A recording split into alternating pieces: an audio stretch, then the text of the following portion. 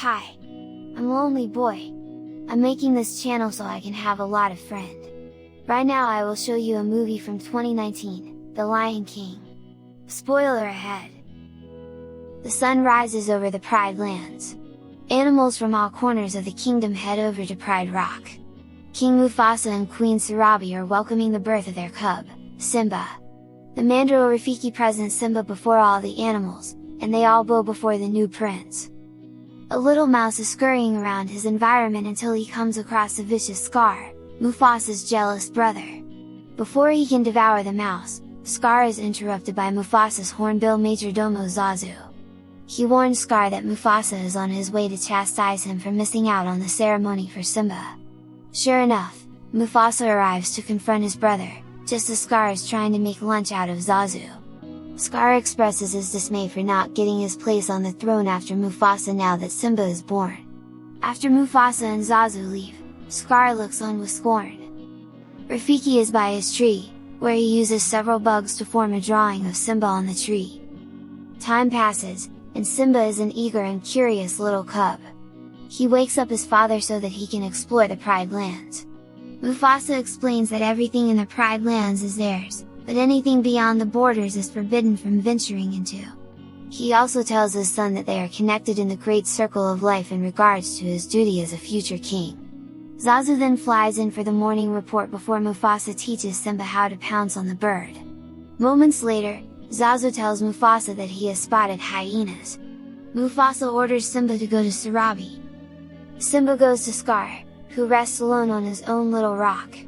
As Simba expresses curiosity over what is beyond the borders of the Pride Lands, Scar tells him that it's an elephant graveyard. Simba then goes to find his best friend Nala, who is in the middle of a bath. Simba gets his own bath from Sarabi before he tells Nala that he wants to go to the watering hole, but Sarabi makes the cubs take Zazu as a chaperone. On their walk, Simba tells Nala where they are really going. Zazu notices them together and notes how cute it is to see two betrothed cubs together. This grosses out Simba and Nala, who insist they are only friends.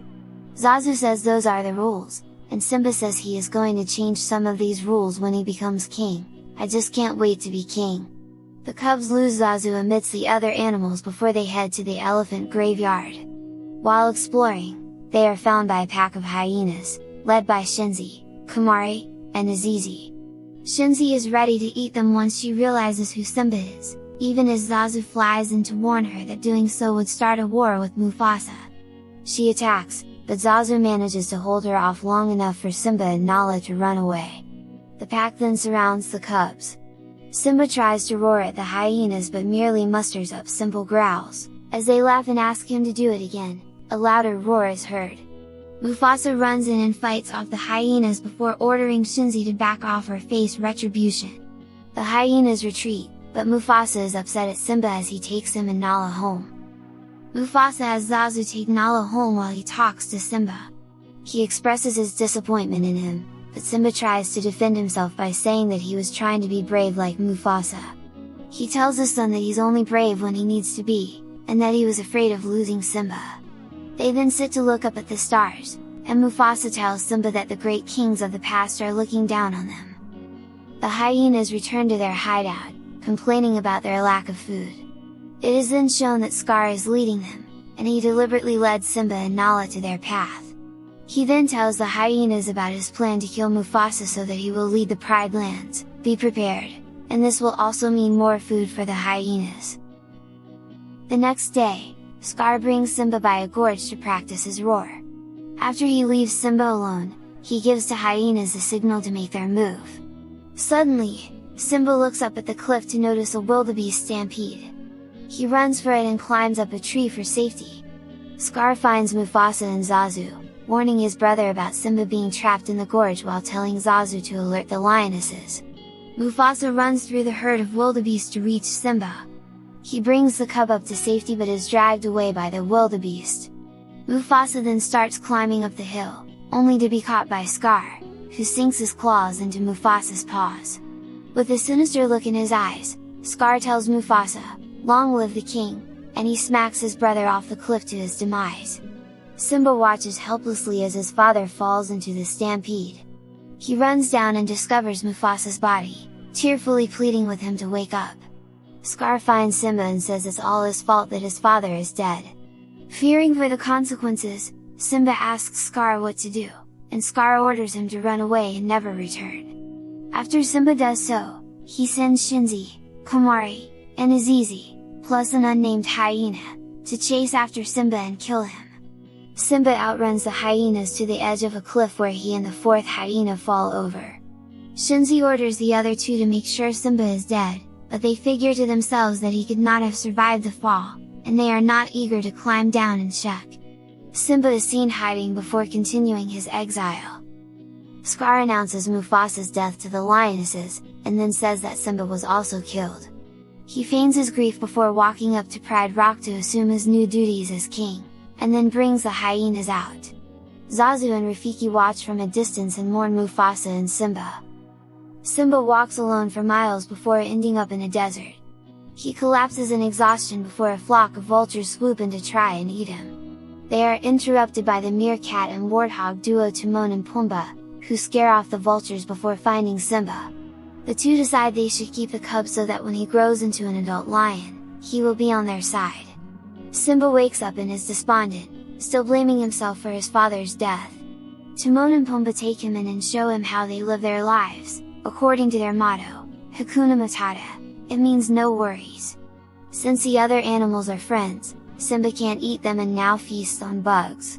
He spends more time with Timon and Pumbaa, now growing into an adult.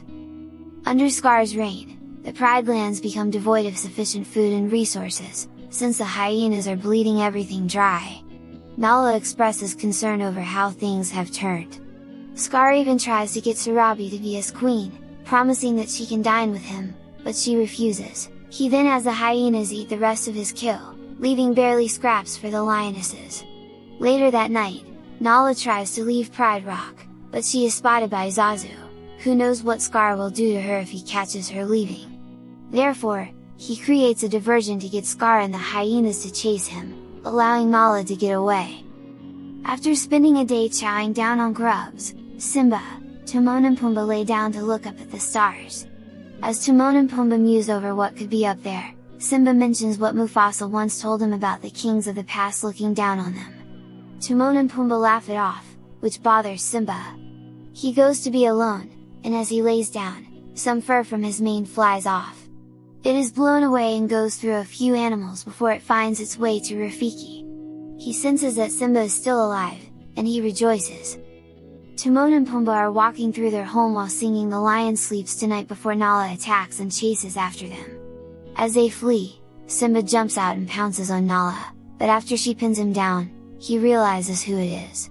Simba is excited to see his best friend again while Nala is elated that Simba is alive. The two go off together to catch up, leaving Timon and Pumbaa to realize that the two lions are becoming more than friends. Can you feel the love tonight? However, the happiness is short-lived once Nala tells Simba that he needs to return home due to what Scar and the hyenas have done. Still feeling guilty, he refuses to go back. Nala leaves him when he becomes too stubborn and doesn't listen to her. Simba wanders off alone until he is found by Rafiki. He tells Simba he knows Mufasa, and that he is alive. Simba follows Rafiki and is led to a lake. Rafiki makes Simba see his reflection, which turns into the image of Mufasa. Up in the clouds, Simba sees and hears Mufasa's voice as his face is illuminated by lightning. Mufasa knows that Simba has forgotten who he is, and therefore has forgotten his own father.